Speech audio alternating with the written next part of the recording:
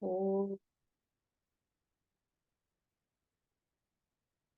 Vakratunda Mahakaya Suryakoti Samaprabha Nirvignam Kuru Me Deva Sarvakaryeshu Sarvada Gurur Brahma Gurur Vishnu Gurur Devo Maheshwaraha Gurur Sakshat Parabrahma Tasmai Shri Gurave Namaha.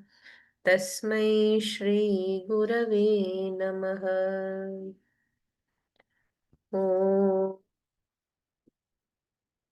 Purnamadah Purnamidam Purnat Purnamudachyate Purnasya Purnamadaya Purnamevavashishyate Om Shanti Shanti Shanti. Hari Om, friends. A warm welcome to today's session on the Brihadaranyaka Upanishad.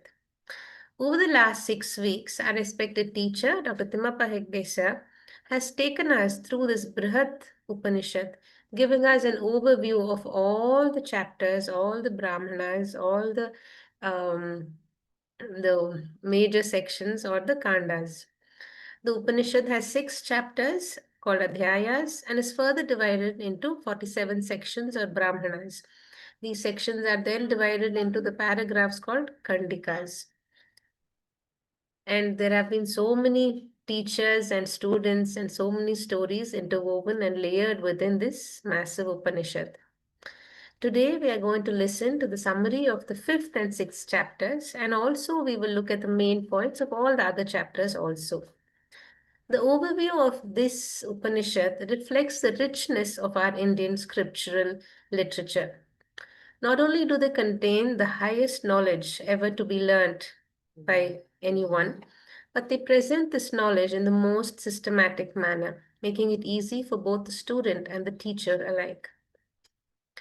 We at Param Vedanta are very grateful to all our gurus and to our teacher, Dr. Hegde sir, for giving us this great Upanishad in a format that we are able to understand and also assimilate. I now welcome our teacher to present this concluding talk on the brilliant series of this overview of the Brihadaranyaka Upanishad. Over to you, sir. Thanks, Panaga. Sadashiva Samarambam Shankaracharya Madhyamam Asmadacharya Pariyantam Vande Guru Paramparam. Om. As we come to the conclusion of the 6th episode or 6th series on the Brihadaranyaka Upanishad, I want to express my sincere thanks to these acharyas who made this possible. Brihadaranyaka was not on my orbit to study because it looked too big to look into. But then a retreat by Swami Chidanandaji, where we took selected aspects, the Maitreya Brahmana and the Swayam Jyoti Brahmana, was a kindle for me to look into the chapter as a whole. Most of my work is based on the extraordinary work of Swami Paramarthanandaji, our great guru. And although Panaga has told us about the greatness of our Vedas, and if you look into Brihadaranyaka Upanishad, it is not so organized. It is our teacher who has made it so organized and so easy. Of course, it is the parampara. Based on all these teachings are based on Adi Shankara's commentary. Swami Anubhavanandaji has spoken on more than 50 uploaded videos on YouTube on this Upanishad based on Shankaracharya's Bhashyam. Shri Gurubhyo Namaha. We now come to the concluding 2 chapters, 5 and 6, which I will conclude very quickly because they are predominantly Upasana Kanda. Later on, I will tell you why I am not giving too much importance to Upasana. This is also called Kila Kandam. Kila means assorted. Most of them are upasanas. So let us look into chapter 5. Chapter 5 of all the chapters is a small chapter. It has got only 29 mantras. Normally the average is around 90 per chapter. So this is around 29 mantras, but there are 15 brahmanas. So brahmana wise or section wise, this is the highest. But of all of them have one or two mantras only. The first Brahmana talks about the Omkara Upasana, and it is in the first Brahmana that you have this mantra, Om Purnamada Purnamidam. For various reasons, I have been postponing the explanation of this most difficult Shantipatha. Very often, teachers also, when they start teaching either Ishavasya or the Brihadaranyaka Upanishad, they will not explain this Shantipatha right in the beginning because of the depth or the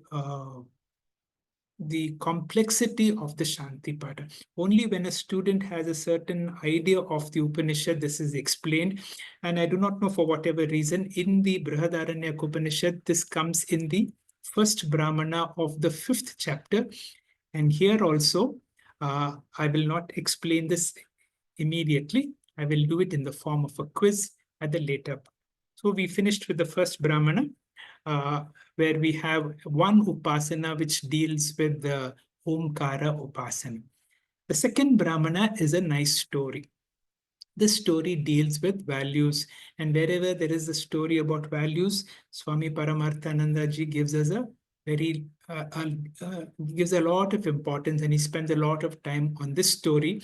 And this is a very famous story connected with Lord Brahmaji called the Da story. Da. So the second Brahmana of the 5th chapter goes like this. One day, there was a large assembly of the devas, asuras, and the manushyas. So representatives from the devas, asuras, and manushyas together went to Lord Brahmaji for an upadesha. But he happened to be extremely busy that day. He didn't have time. But seeing so many people gather, he said, in spite of all his busy schedule, he had to give them one message. So he looks at all of them and he says, Da, and he leaves. That is it. Now, they had to sit and do a lot of mananam and reflection on what is this Da meant.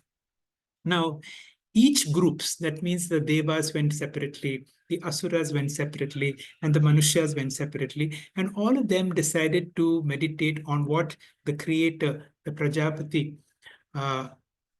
meant by the word Da. Now, the devas live in a higher world, in the Swarga, where there is all kinds of sense pleasure. They have no time for anything else. They have extraordinary bodies made to enjoy various kinds of sense pleasure. They're here to be able to delight in all their senses. And they inferred that we need to make a regulation of our sense organs. And for them, Da became Damaha. What happened to the Manushyas? What is our main problem? The main problem of all of us is that there is a basic problem of insecurity. We are all insecure. And we feel that if I have money, I will be secure. That is why right from childhood, there is a desire for us to be possessive, to be able to possess and to acquire, and we don't want to share with anybody. And when does this possessiveness comes? This possessiveness in Sanskrit is called karpanyam. It is also means miserliness. I want everything and I don't feel like giving. And whenever I have to give, I feel a lot of insecurity. So the Manushyas, after a lot of inference, they said, what Prajapati meant by Da for us is to do Danam. This is an antidote to the problem of insecurity, because the more you give, the more you realize, the more you will have to give. And you don't feel poor by giving. In fact, you become richer by giving. And so the message for all human beings, the word Da is Danam. The Asuras realize that they are basically cruel, inconsiderate, and harmful. They decided that the message for them, the Da, meant that they need to have consideration for others and to have empathy. For them, da meant daya, dayam kuru. So, can we infer this teaching for all of us? Now, what does da means? Damyata, data, and dayadvam. Damyata means to avoid sensory indulgence. Data means to share our possessions with others. Dayadvam means to be considerate with others. So this is the significance of the da message. Now Shankaracharya in his commentary puts it in a negative way. In a negative means this has been given in a positive way, and in Sanskrit when you put it in a negative way the message becomes more clear. He says Dhamma is kama tyaga, Daya is krodha tyaga, and Dhanam is lobha tyaga. I will repeat. Damaha is kama tyaga, Daya is krodha tyaga, and Dhanam is lobha tyaga. You will remember again that famous verse in the 16th chapter.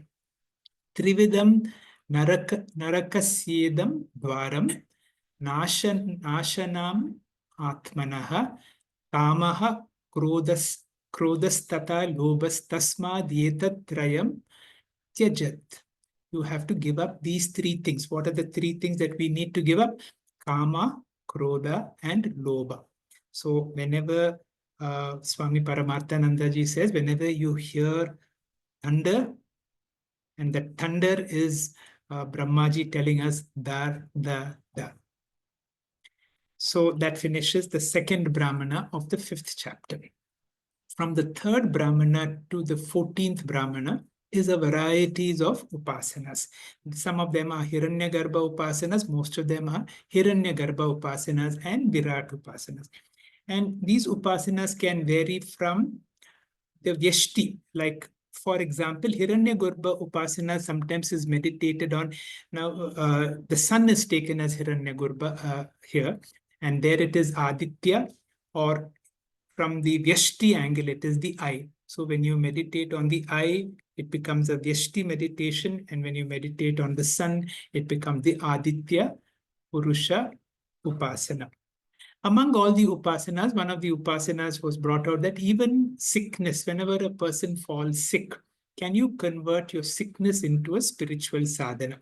That means any pain that we have to undergo, which is inevitable, that means you have done whatever you could do, but you still have to go through, that can be taken as a tapa or a tapasya.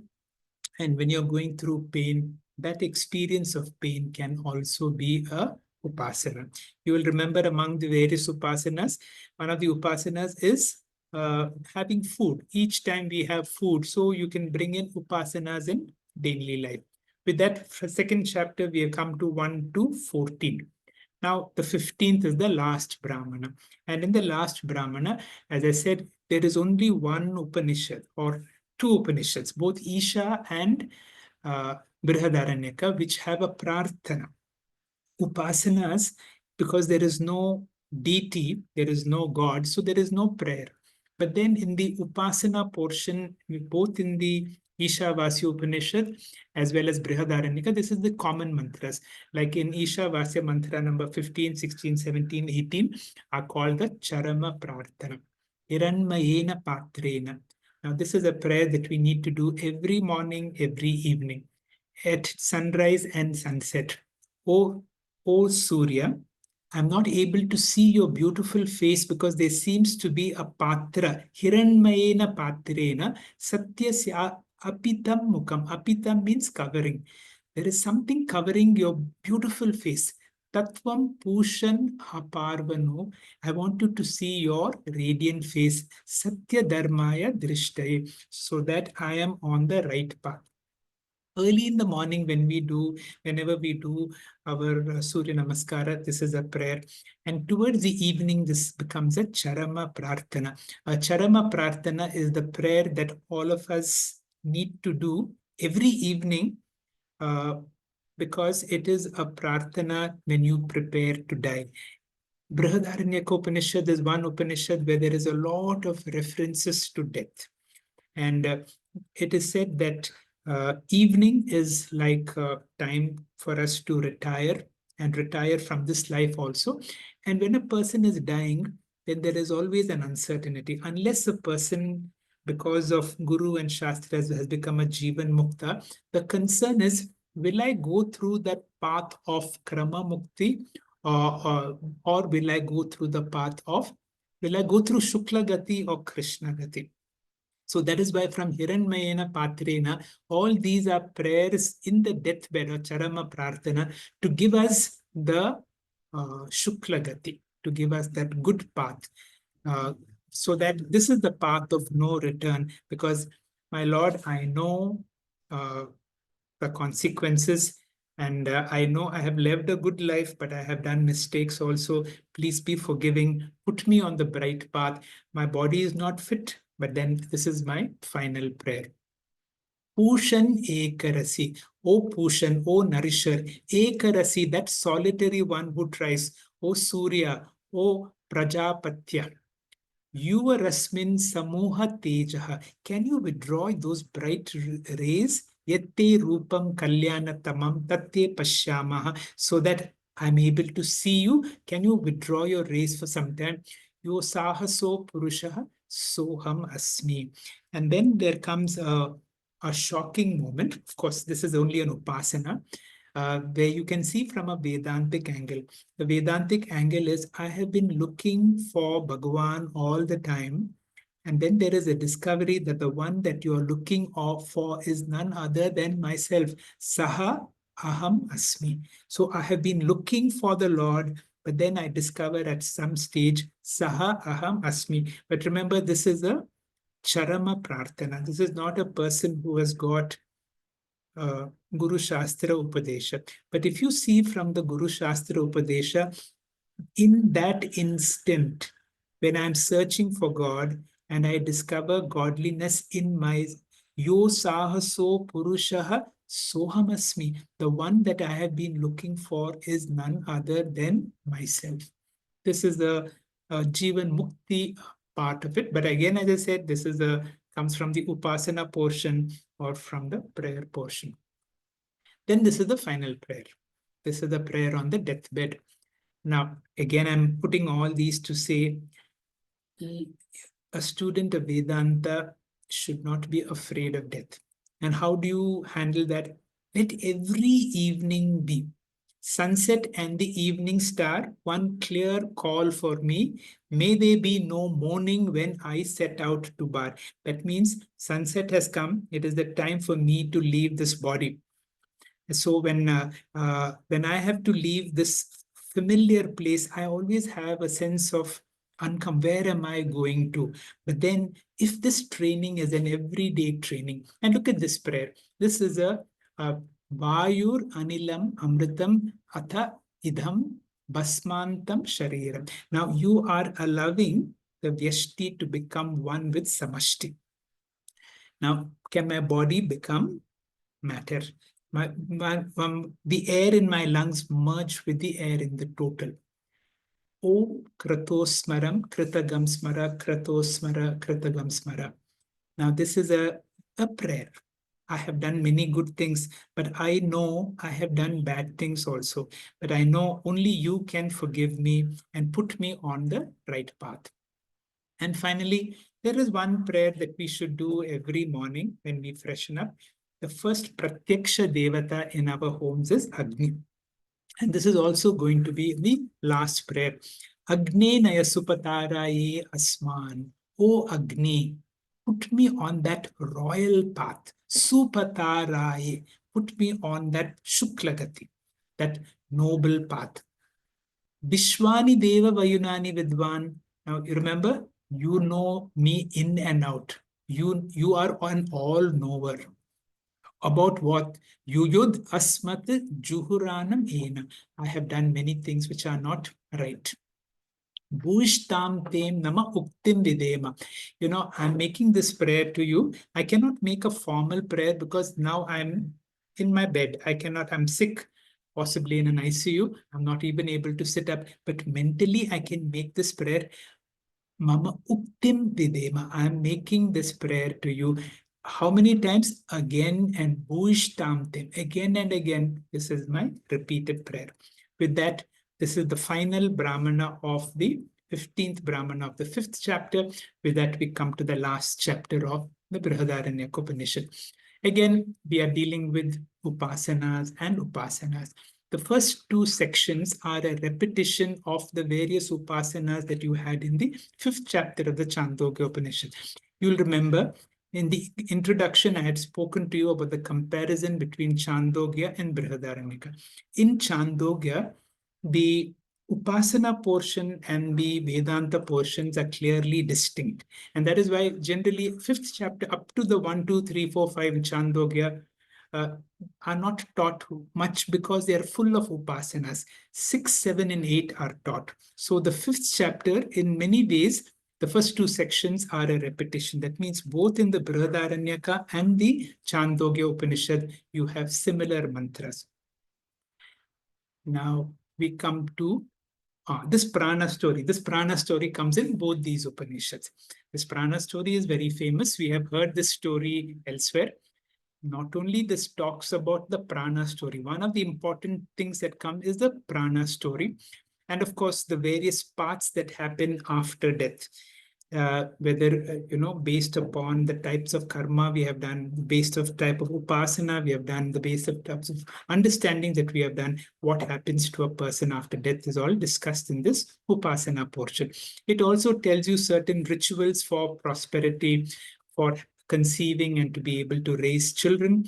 And then with this, the Upanishad begins the conclusion as a reverence to those gurus, to those rishis who gave us this Upanishad. First, there is a story. There is a story that all the organs in the body were starting to claim to themselves, I am superior. Without the eyes, what kind of life you will have. The ear will say if you can't hear, if the tongue is not functioning, you will realize whenever some organ of the body is not functioning, the importance of that part of the body. So all organs are important and all of us want to be 100% fine. But all the organs were claiming unique superiority. And so they went to Brahmaji and said, see, I'm the most important. So Brahmaji gives them a suggestion. He says, each one of you in turns decide to go off for 1 year. And let us see what happens to the person who has to do without the eyes or the ears or without the function of the tongue or without the smell function or without locomotion, without the ability to speak. So each of the karmendriyas and jnanendriyas take a certain holiday. And then when they come back, they realize that the person is still there and somehow with difficulty they have managed.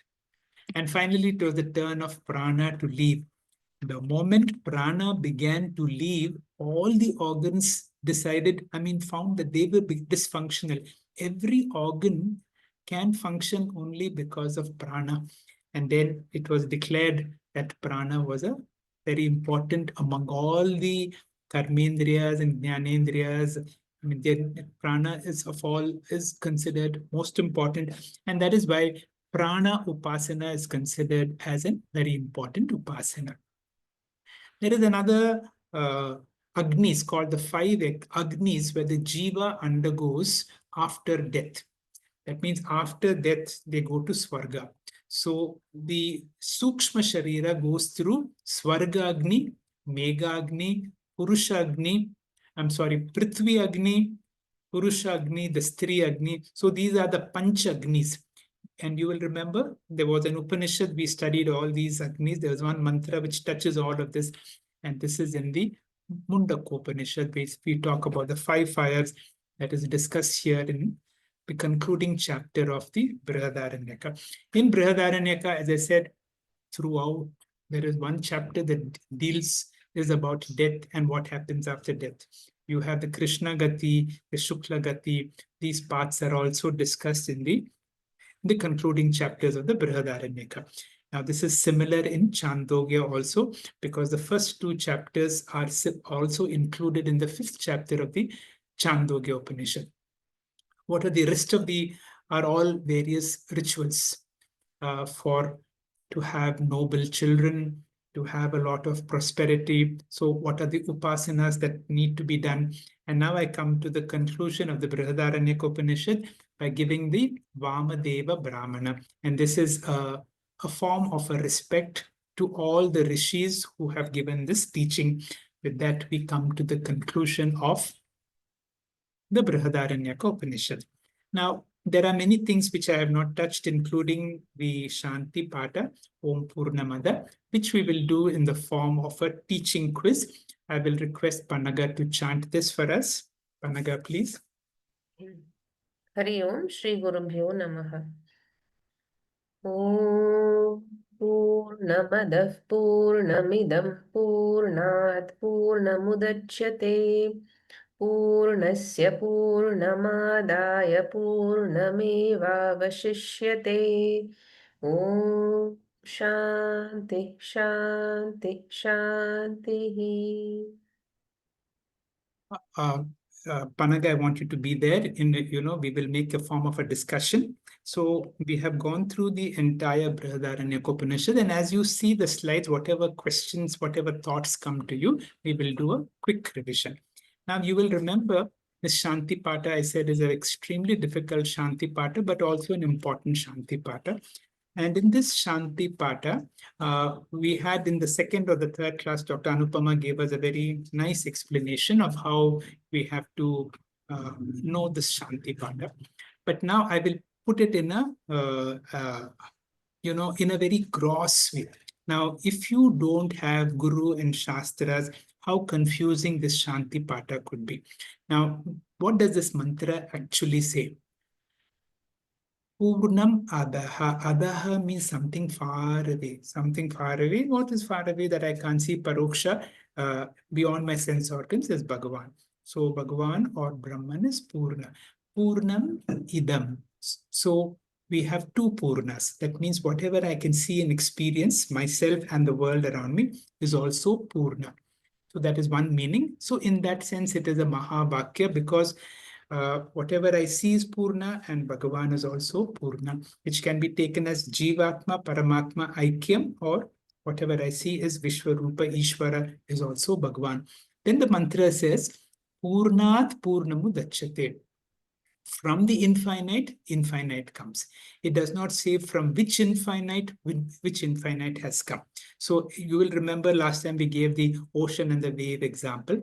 Now, then it continues to say, Purnasya Purnamadaya. That means from the infinite, if you take the infinite alone remains. So this raises a series of questions. And so, Panaga, what are the questions that may come to your mind? And if you can ask me. Yes, sir. So, first of all, if we're saying that Brahman is infinite, and then we're saying this Jivan world is infinite, so it gives rise to the possibility of having two infinities, and we know that that is not logically possible. So, how do we explain this presentation of two infinities? So we are very right that you cannot have two infinites. So whenever you have this form of a logical contradiction, then how do we now, can you have bright sunshine and pitch darkness at the same time? Now, I'll give you an example. Now, supposing a person is dreaming in the middle of the night and the room is absolutely dark, but in the dream he is in a bright in a meadow with bright sunshine. So can you see, the same person is sleeping in a dark room, but in his dream the person is in a beautiful meadow. So there are two different orders of reality. So therefore we have to take one as paramarthika and the other is either vyavahara or pratibhasika. So these two purnas. Now, how can you have the whatever I see is seemingly limitless. Now, the teachers have given a rope snake example to help us, and let us understand this difficult Purnamada mantra through the rope snake example. Now, the question, Panaga, supposing you see a rope which is about 2 feet long, and then because of poor light, you have projected a snake on this rope. Now, what will the size of the snake that you have seen will be? It will be exactly the same size of the rope, sir. It's true. That means the projected whatever the projection that you have seen, whatever you have seen, it will always correlate to the adhara, the support. That means the adhara for the whole world is purna. And whatever I have projected, purnam, adaha is purna, and whatever the projected world, that is also purna. So in that way, you can have two infinites. So Mahavakya, that whatever this is also infinite. It may be of a lower order of reality, but this is also infinite, that is also infinite. Now we go further. Purnat purnamudachyate. From one purna, that means from the rope, the snake has come. From Brahman, the world has come. Can we take it that way? Purnat purnamudachyate. So Purnasya Purnam Adaya, although you have taken out one Purna from the other Purna. Now, this is a question for you to ask, how is it possible? Now, even though you take the projected, see now that spiritual knowledge has come, and I remove the projected snake, Purnasya Purnam Adaya, Purnam Eva Avashishyate. The support, the Adara continues to remain. Now, of course, every example will have its limitations. The rope the rope cannot be infinite. But you look from this angle to be able to say how you can understand this mantra. So therefore, what happens? Two infinities are possible. That means whatever I experience is also infinite. That means whatever myself is also infinite. Now remember, from the original understanding, I have to remove the gross body, subtle body, causal body, reflected consciousness, and leave the Atma behind. So Sadevko Vashishtaha. When I eliminate everything in me, whatever is left behind, that is Purna, and that infinite is also Purna. Now, we will continue our discussion. So I hope we will be able to be clear about this understanding that there can be two Purnas and how one Purna has come from the other. And even though you have removed one from the other, that means if you negate that which appears, the Paramarthika can never be negated. Purnam alone remains. Any other questions you have when you look into our topic? So, we have studied so many Upanishads, sir, and we are also studying the Bhagavad Gita now. So, why are we studying this very complex and very long Brihadaranyaka Upanishad? Now, whenever we study any, uh, there is always a tendency to be a scholar. I have studied this verse, so many verses in this chapter. And when you come from the domain of being a student, the scholar in you tends to predominate. But let the background always be that scholarship can only be a byproduct. Whenever I'm studying only for one reason. And the one reason is, as a human being, I experience a lot of limitations. And all our Guru and Shastra say, although my experience is limited, I am limitless. And what is the basic problem? And the basic problem is what is called a Hridaya Granthi. So Hridaya Granthi is a knot in my heart, and the knot in my heart is a combination of avidya. Basic problem is avidya. Avidya leads to karma, karma, and punarjanma. That leads to a vicious cycle. So why are we studying the scriptures? So as to get the spiritual knowledge that I'm not a limited being, and the knot in the heart should open. Vidyate hridaya granthi, chintante sarva samshayaha. I should have no doubts who is a Jiva, who is Jagat, who is Ishvara. Jiva, Jagat, Ishvara are not two things, they are one and the same.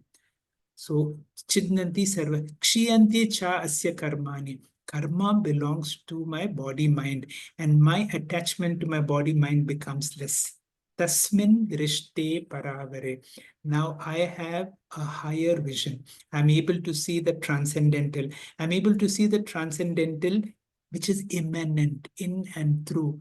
Tasmin Drishte Paravare. Any other thoughts when you see these slides, Panaga?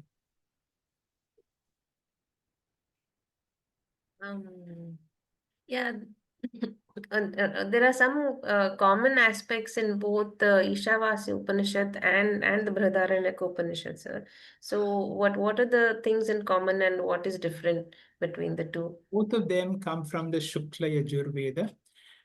One comes from the mantra part portion. See, basically the Upanishads or the Vedas can be divided into Veda Purva and the Veda Anta portion.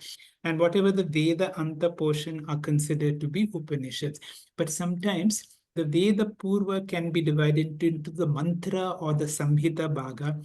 And then there is the Upasana Bhaga, and there is a third called the Aranyaka Bhaga. So the Veda Purva itself has got three divisions.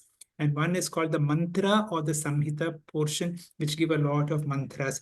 Then there is the Brahmana portion. The Brahmana portion talks about the various rituals. The third is called the Aranyaka portion, which talks about the various upasanas. So an Upanishad can come from the mantra bhaga, it can come from the Brahmana bhaga, or it can from the Aranyaka bhaga, or it can come from the Upanishadic bhaga. Now the Ishavasya comes from the mantra bhaga. Brihadaranyaka comes from it's a Brahmana Upanishad. And the Brahmana Upanishad is generally considered a commentary on the Mantra Upanishad. One thing common to both of these, Shantipatha is the same because they come from the same Upanishad. And you see this charama prarthana, which you saw in the 5th chapter, 15th Brahmana, Hiranyana Patrena, and there are a few other mantras. Andam Pravishante, you go into blinding darkness and all that, which we saw in Isha. Very difficult mantras come in Brihadaranyaka Upanishad. So differences, one is small, one is only 18 mantras, the other is the longest mantra, 434. Mantra-wise, Chandogya is bigger, but the mantra size of, Upanishad-wise, Chandogya is bigger, because it has more number of mantras, 600 odd. This is 434. But the mantras in the Brihadaranyaka are very long mantras. So these are some of the differences between the two.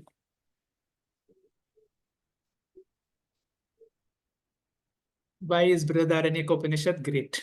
Okay, great. And why is it called Aranyaka? Aranyaka because it is generally by sannyasis. Sannyasis who have retired from the life, who will go into the forest. A forest means out of a normal dwelling, so that and why is considered brihad? Brihad means it is big. Big not only in quantity, in quality, in both ways. In that way, Brihadaranyaka is a great Upanishad. Next question I'm asking you is how many chapters are there? How many mantras are there? You see it, 434, 6 chapters. It is divided into 3 kandams, Madhu Kandam, Muni Kandam, Kila Kandam. Then Vidyaranya commented on them. He gave them new names. Upadesha Kandam, Upapatti Kandam, Upasana Kandam. Upadesha is the instruction, Upapatti is logic, and Upasana Kandam is the various forms of upasanas. It can also be spoken as Shravanam, Mananam, and Dhyanam. It is not Nidityasanam because you saw 5th and 6th chapter were not Vedanta, so we will not call it Nidityasanam, but Dhyanam. So that is the Kandam portion. Now, each Kandam has got 2 chapters. So the first Madhu Kandam has got 2 chapters. The second is called Muni Kandam 3 and 4. Kila Kandam has got 5 and 6. So, can you help us understand what are the 2 types of the upasana over here, and how it helps us in our daily life, sir? Yeah. See, when you study Brihadaranyaka Upanishad, unlike Chandogya Upanishad, where there is a clear segregation of the Upasana portion and the Vedanta portion, in Brihadaranyaka, you have to deal with Upasana after Upasana because they're all mixed together. And but if you see our own 6 sessions, we glossed over most of the upasanas, including that famous mantra, Asato Ma Satgamaya comes in the upasana portion. Now the feeling is, the way I have glossed over, is upasana not important? Certainly it is important. For all Vedanta students, upasana gives us jnana yogyata. Jnana, what does upasana do? Nitkrishta vasti utkrishta drishti. That means a flag is a piece of cloth, or the idol that I worship, a Shivalinga, may be made of stone, but I see it with reverence that I would see it as my guru or my God. Why do I give it so much importance? Now, this is what upasana. Upasana is you give a lot of importance to something which is mundane or something which is. At the same time, you will see upasana is useful to give me jnana yogyata. It helps the mental restlessness, the mental wandering. The mind has to become quiet. Only a quiet mind becomes a receptive mind, because Vedanta is so difficult to understand, and therefore upasanas are very important. And upasanas also treat you to teach you about mental training and mental toughness. Now, there are so many upasanas you have glossed over. Why did you gloss over all of them? Now, this is the question. Remember, these are from the Vedas. The Vedas are extremely ancient. And once the Puranas come, the way I see God has become different. Now I see Rama, I see Devi, I see Shiva. Now, once once the Puranas have come and the Itihasas have come, we see gods in a different way. And therefore, for the modern mind, the earlier upasanas become extremely difficult or difficult to apply. So the kind of deity on which we do upasanas become different. So present day teachers don't give all the Vedic upasanas. They give more present day upasanas, which may be Manasa Puja, Manasa Japa, Manasa Parayanam, and so on. So what is the importance of using this type of teaching of Adyaropa and Apavada? This we see in all our Upanishads. So why is it necessary for Adyaropa and then Apavada always? Very good. See, especially in Brihadaranyaka Upanishad, this Adyaropa and Apavada, both these are very strongly brought out. It is there in all other Upanishads. Whenever the Upanishad in the beginning talks about creation, now we will know in Advaita Vedanta there is no creation. But then there are a lot of stories how the whole world came into being. So what does Adyaropa means? Adyaropa is a deliberate superimposition. So we generally create a jiva. That means all of us are accepted. We create a jagat. We accept the world as real, and therefore we do various upasanas. We create Ishvara. So jiva, jagat, Ishvara, then various forms of sadhanas, and all these are created. This is called Adyaropa.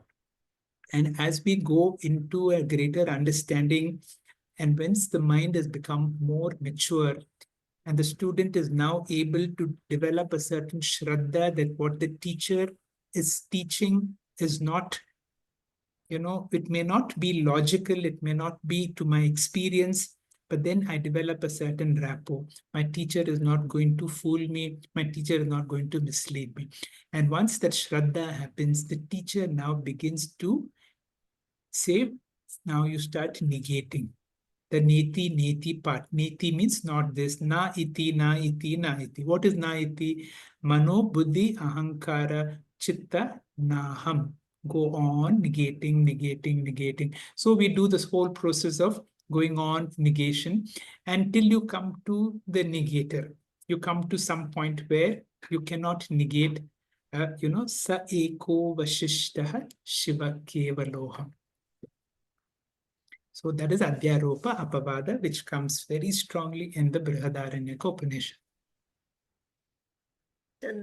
This mantra is a very famous mantra, so taught to even small children all across the country. But you said that this comes in the upasana part. So what is the meaning of this mantra from the upasana angle and not the Vedantic angle? Correct. See, from the Upasana angle, all that we need to do is to just keep chanting that mantra. We don't have to look at the meaning of the mantra.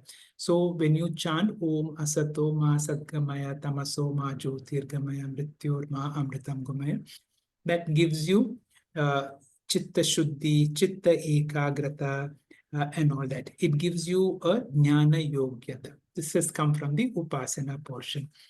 But then when you look at the same mantra from the Vedantic portion, then you will understand what is Sat, what is Asat, what is Sad Asat. So you come to a new definition. I will come to that later. Now we have to be very clear about the terms. What is Sat? Sat means that which exists all the time, in all three periods of time. Asat is that which does not exist at any time.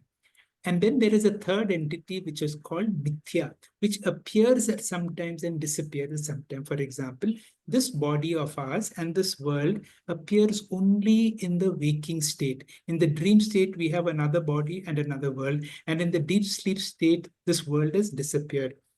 Therefore, that which appears and disappears does not come under Sat category. It does not come under the Asat category. It comes under a unique category called Sadasat. Now, therefore, in this, from a Vedantic angle, our prayer will be Om Mityoma, from the Mithya world, take me to Sat. So, although we'll say Asatoma, see, these are Veda mantras. Veda mantras cannot be corrected at all, cannot be improved at all. But mentally, we can make a correction. That means Asat means that which appears to be real. That which appears to be real. From that which appears to be real, take me to that which is real. From the ignorance of my true nature, that means Swayam Jyoti Brahmana. Let that light in me, let me discover I am the light of all lights. And when you discover that I am the light of all lights, Mrityu may happen to my body, but I am Amritam, I am immortal. And that is a Vedantic understanding. Of course, there are various limitations of upasanas. Upasanas cannot give jnanam, they can only give jnana yogyata, and so on. In the Brihadaranyaka Upanishad, this comes again. So whenever there is putreshana, vitteshana, lokeshana, the teachers always refer to Brihadaranyaka Upanishad, and there are various upasanas. See, upasana portion will strengthen all this. Why? Because they help you to get a good child. They help you to become more rich. They help you to get to higher lokas. That is why Adyaropa portion and the Apavada portion have two different, what you call, Anubandha Chatustaya. And if you see, the Veda Purva is a different scripture, the Veda Anta is a different scripture. There are different, because these are all things which are very important in the Veda Purva part. And in the Veda Anta part, we are told to negate all these portions. So you will see the subtle difference. Any other questions you have about what we studied in Brihadaranyaka? No, so there are four types of Mahavakyas, which we went over in the last class, and also the which Mahavakya comes from which Veda and which Upanishad, and all the different mathas where and who was the first acharya of each matha. Also, you mentioned that each of the Mahavakyas, they belong to a certain category, whether they are telling us or whether they are stating some fact. So, can you help us understand which Mahavakya is which type of statement? Thank you. You will remember when we studied this, this comes in the second chapter. And in the second chapter, there was the Aham Brahmasmi came in. So this mantra, Aham Brahmasmi. And at that time, I mentioned a certain story. And you know about a story of a person who goes to a guru and he says, I want to learn. And then the teacher teaches them all about consciousness. What is consciousness? He says consciousness is not part of the body. It is not a product of the body. It's not a property of the body. It is an independent entity. It is all pervading. And even when the body drops, consciousness continues to exist. And although the body drops, the consciousness cannot manifest for want of a reflecting media because the body is not there. Then he speaks about the greatness of this consciousness, and that is called a Lakshana Vakya, and that is called Prajnana Brahma. So the teacher has taught the student about consciousness, about Atma, about the limitlessness of Atma, and the student is very happy. And but the student thinks that is all it, and then the teacher calls him when he is a little more evolved after doing certain upasanas, and he says, so Tat Tvam Asi. Second class was Tat Tvam Asi. And the student is shocked.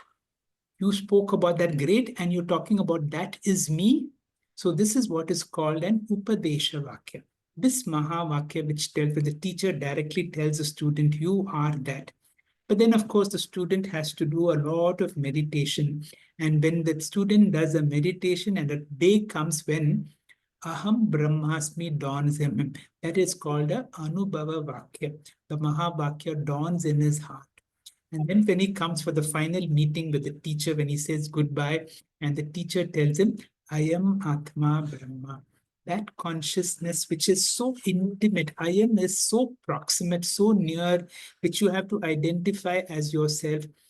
Do a Anusandhanam. This is called a Anusandhanam Vakya. If there is a Mahavakya that you need to meditate on, if I can see, Mahavakyas are not for meditating. It is not like Aham Brahmasmi, Aham Brahmasmi. No. But then in your mind, you have to say, I am Atma Brahma. This essential part in me is Brahman, and let that be a Nishta. Of course, all the other things we have discussed. Any other questions do you have about this other Shaktu Brahmana? Yes, sir. I think sometime back you had mentioned about why is it so necessary to know a man when he is in deep sleep? What are the insights, or how does a man in deep sleep reveal our true nature? You will remember a certain Brahmana in which a person comes to Ajatashatru. Ajatashatru is a contemporary of Janaka, not as big a king, but also a learned king and also with a lot of Vedantic knowledge. And when a certain Brahmana comes and says, I'm going to teach you about Brahman, so he welcomes him and he says, I can give you 1,000 cows, just like King Janaka gave you. And he says, and he listens to him and listens to him, and all he heard from him was various forms of Saguna Brahma. This person was able to teach him Saguna. Then finally, after listening to him, he says, is that all? He says, yes. Then the student now suddenly realizes that the person whom was teaching to perhaps knows more. And he says, can you tell me more? Then he says, whatever you know is about Saguna Brahma. The next big chapter is about Nirguna Brahma. And he says, can we, and the next class begins on Nirguna Brahman and how to discover the Nirguna Brahman. So King Ajatashatru and the student now, who was formerly a teacher, now go for a walk and they see a sleeping person. And they do a certain experiment with that person. So, and try to discover who are you when you are fast asleep. See, the body is not really functional. The mind is not functional, or the mind has gone into an absolutely dormant state, but still a person is still there. So you have negated mano, buddhi, ahankara, chitta, and then what do you come to? You come to the residue, and that residue, tadeko vashishtaha shiva kevaloha. And he very nicely deduces that the real essence in all of us is the Atma. Mhm. Yes, sir. This is one question that we often hear from you, and though you have told us the answer also many times, still it's very difficult for us to believe that that we love ourselves the most, and that we are the only source of uh, mm, Happiness. permanent security and happiness. So please again tell us, sir, why and how is it that we love ourselves the most? And this is from the Maitreyi Brahmana. You will remember this Maitreyi Brahmana comes twice. It comes in the second chapter, it comes again in the fourth chapter. So, and the whole Brihadaranyaka Upanishad comes twice in Shukla Yajurveda. There are two Kanva shakas and what another shaka? There are two shakas. Madhyandina shaka. There are two shakas. So, 4 times all these mantras come. And there are people who know the entire Brihadaranyaka Upanishad by heart. I have seen people chanting, and I've seen the Jagat Guru of Shankaracharya, and the way they are chanting, sure, it is not, the text is only a reference text that is all there in their mind. So this particular Maitreya Brahmana comes 4 times in the Vedas. Why is this given so much importance? Here, the teacher, Yajnavalika, is telling Maitreya's former wife, whom do you love the most? And there is a nice make us evaluate. Normally we think that I love my husband, I love my children, I love, so many things. And we are taught to think that we don't love ourselves. But if you really look into your life, you will see we tend to gravitate to a source of happiness. If there is somebody who's giving me happiness, if there is a grandchild or some person who gives you a great joy, you tend to gravitate towards that person. If there is somebody who gives you unhappiness, you move away. So many people have come into our lives who have been part of our life, and then when they are no longer a source of joy, when they are a source of unhappiness, even if they may be a very close relative, if they may be a part of your life, like a spouse or your child or a brother, sometimes they go away. Why? Now they are no longer a source of joy, they are a source of unhappiness. But in all our experiences, one person that we never let go is ourselves. And Yajnavalika makes us deduct that you love someone who's a source of ananda. And why don't you learn who's that source of ananda? Vigneyatvam. It is worth knowing that source. And he tells his wife, now the student, Atma va are drashtavyaha. You have to be able to see, and the word is aparokshataya, as yourself. And how do you do that? How do you discover that source of joy in yourself, that Atma Tattvam? Through Shrot, Shravanam, Mananam, and Nidityasanam. Thank you, sir. Yeah. So, Vidya Sutram and Avidya Sutram. What is Vidya Sutram? Vidya Sutram and Avidya Sutram, as you see, this comes in the first chapter.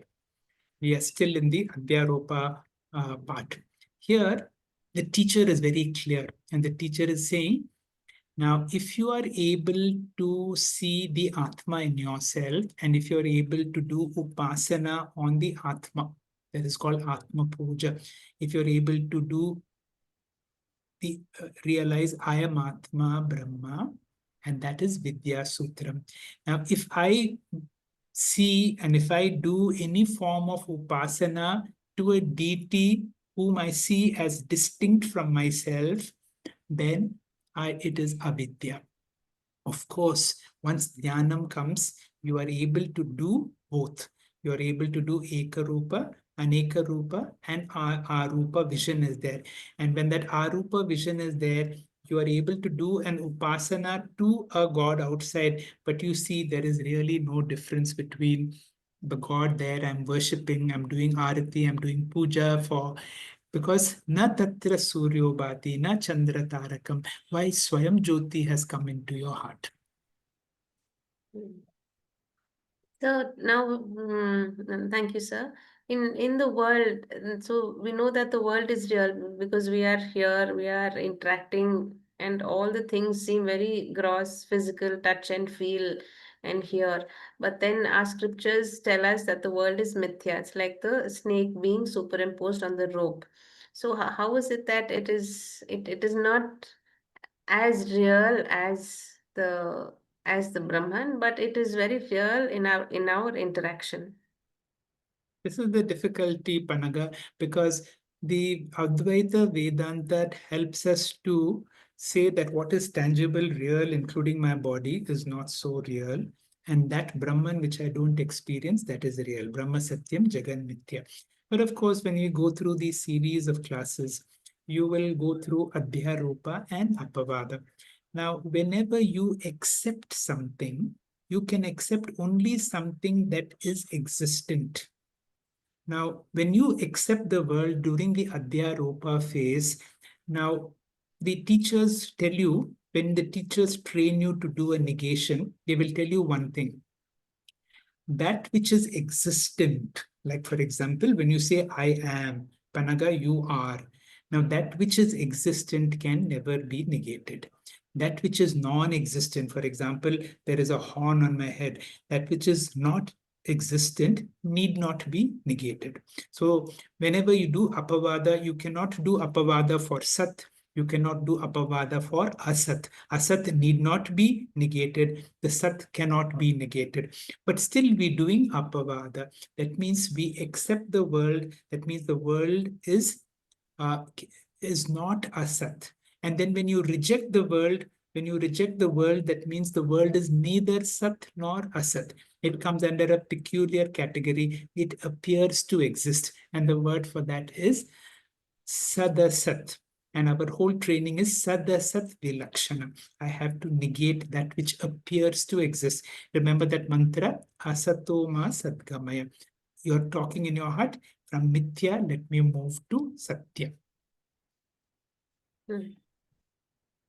Yeah, there's this very curious Brahmanam which starts with Kurcha Brahmanam. And what does this Brahmanam tell us, sir? Very good. Purcha Brahmana is a discussion between the sage Yagnavalika and the King Janaka. King Janaka seated on a high throne, and the moment he sees Yagnavalika come, he will get down from the throne, put the Muni in a high post, in a pedestal, and he will sit down. And in one of the discussions, there is this Kurcha Brahmana. And in the Kurcha Brahmana, it is, Swamiji says, I have not gone through the thing itself. He says, if you go through it, you will never see you're talking about Chatuspad Atma, which is identical to the Mandukya Upanishad. So this may be the precursor of the Mandukya Upanishad. So whatever we learn about the Turiya, about waking, dream, deep sleep is all discussed in the Kurcha Brahmana. Sure, sir. And now we come to that which is light. When you tell us the hand, and the hand example is very commonly given.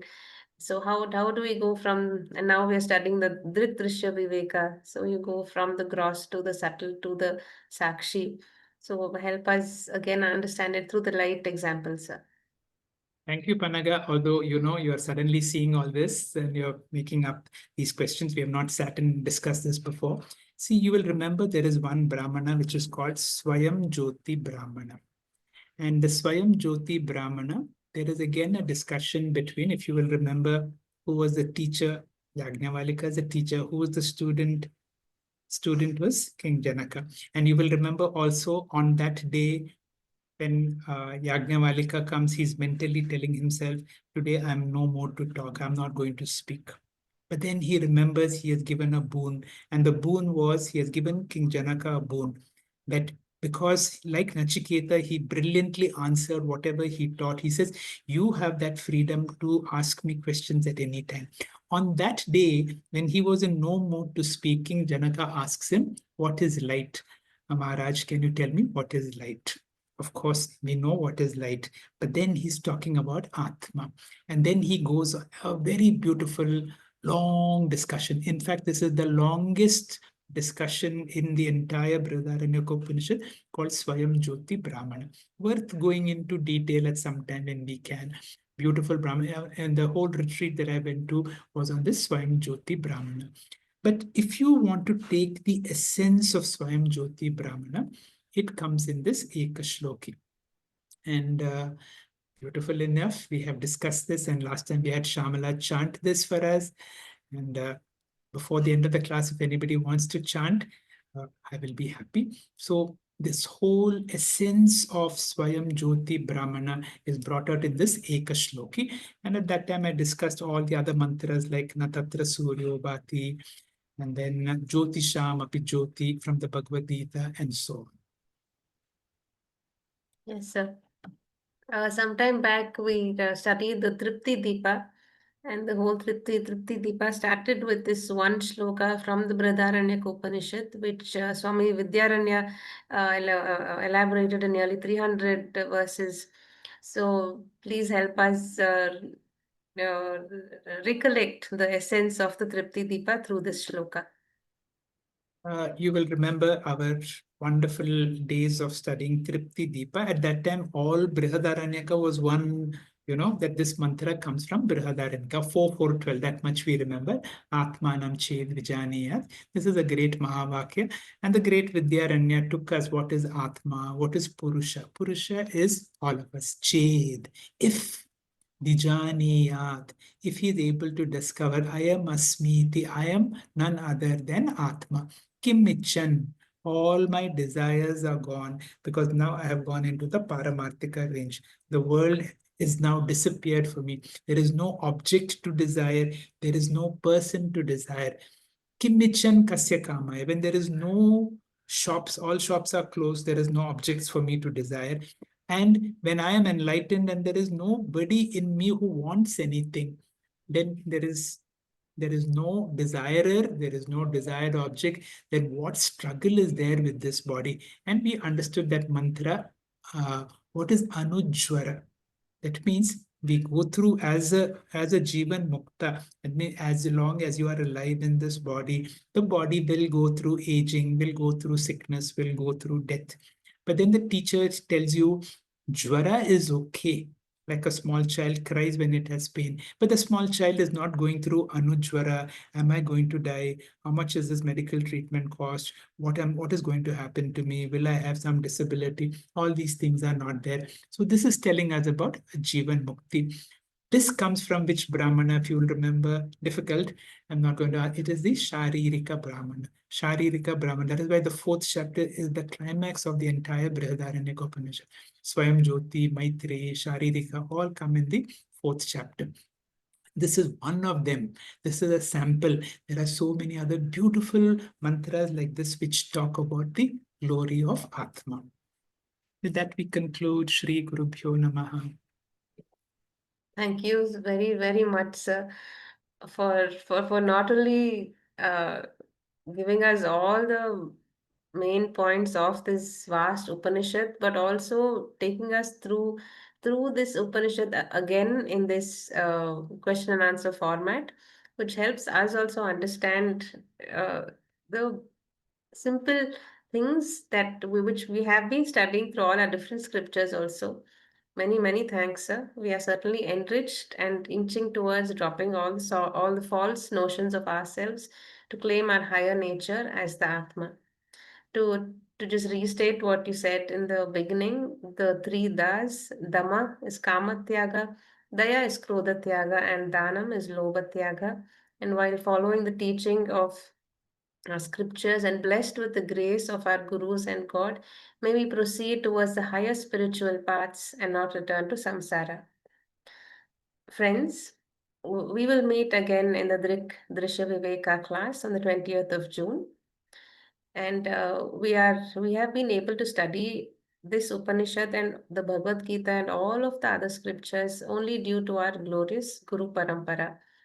It is our gurus who help us spread this knowledge. It is our gurus who spread this knowledge individually through their uh, sheer compassion and their dedication towards Hinduism. Hence, we offer our Guru Dakshina to our gurus twice a year, once during Guru Purnima, now in June, July, and again during Gita Jayanti in December. The window to make this offering is now open, and the details to which account you can make your contribution is displayed on the screen and also sent in all the WhatsApp groups. Please do remember to fill in the Google form once you make the contribution. Thank you very much again, Hegde sir, and thank you to all our viewers for staying with us through all these years of our spiritual journey. We end with our Shantipatha, which is also the Shantipatha of this magnificent Upanishad, which we conclude today. Om Purnamadah Purnamidam Purnat Purnamudachyate पूर्णस्य पूर्णमादाय पूर्णमेवावशिष्यते। ॐ शान्ति शान्ति शान्तिः। हरिः ॐ श्रीगुरुभ्यो नमः। हरिः ॐ। Thank you.